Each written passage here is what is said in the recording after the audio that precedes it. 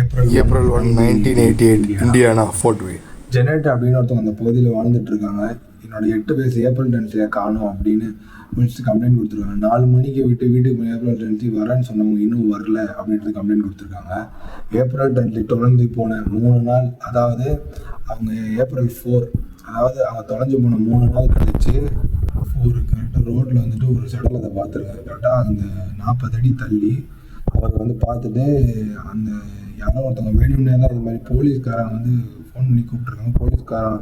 Police அவங்களும் பார்த்துட்டு இது யாரோ வேணும்னே வந்து பார்க்கணும் வச்சுட்டு தான் பண்ணிட்டு போயிருக்காங்க அப்படின்றத கண்டுபிடிச்சிட்டாங்க. அதுக்கப்புறம் அவங்க போலீஸ் ஆஃபீஸர் செக் பண்ணும்போது ரோட்லேருந்து ஒரு 40 அடி தூரத்தில் இன்னொரு ஷூ கிடச்சிருக்கு. இது பார்க்க எப்படி இருந்திருக்கு அப்படின்னா, போலீஸ்க்கு யாரோ ஒருத்தவங்க வந்துட்டு வண்டியில் போகிறவங்க வந்துட்டு அந்த ஷூ அங்கே வேணும்னே தூக்கி போட்ட மாதிரி இருந்தது.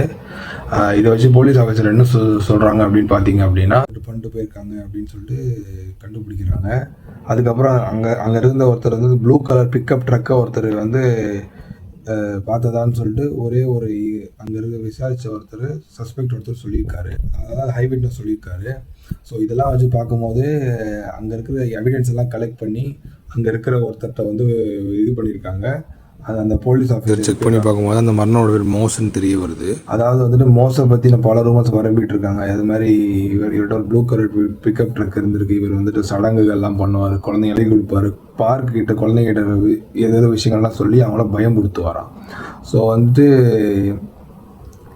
இவரை வந்துட்டு செக் பண்ணி சொல்லியிருக்காங்க.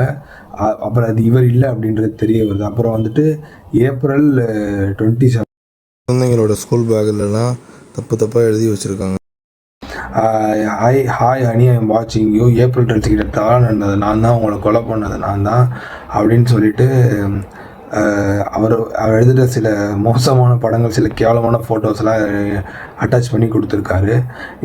இதை பண்ணதில் வந்து என்னோட அப்பா தான் சொல்லிட்டு அங்கே இருக்கிற நெய்பர் ஒருத்தர் சொல்லியிருக்காரு. அப்புறம் கடைசியில் அவரும் கிடையாது. அதாவது 25 வருஷம் கழித்து இது மாதிரி ஒரு டேட்டா பேஸ் வரும்ன்றது யாருக்கும் தெரியாது.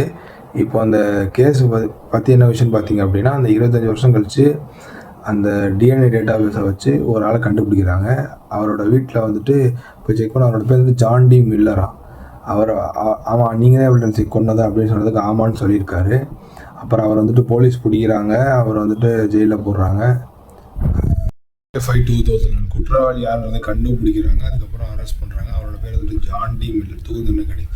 இந்த கேஸில் வந்து அவங்களுக்கு என்ன தெரியுது பார்த்துங்க அப்படின்னா, இவங்க மாதிரி ஆளுங்கள்லாம் வந்துட்டு அங்கங்கே இருக்கிறானுங்க. இது மாதிரி குழந்தைங்கள்லாம் வளர்க்குறது வந்துட்டு நம்ம எப்படி தான் இவங்கெல்லாம் எங்கே கொண்டு போய் வளர்த்துறது அப்படின்னு தெரியல. ரொம்ப பார்த்து பேச வேண்டியது, வாயில் ஏதாச்சும் வந்துடுவோம்.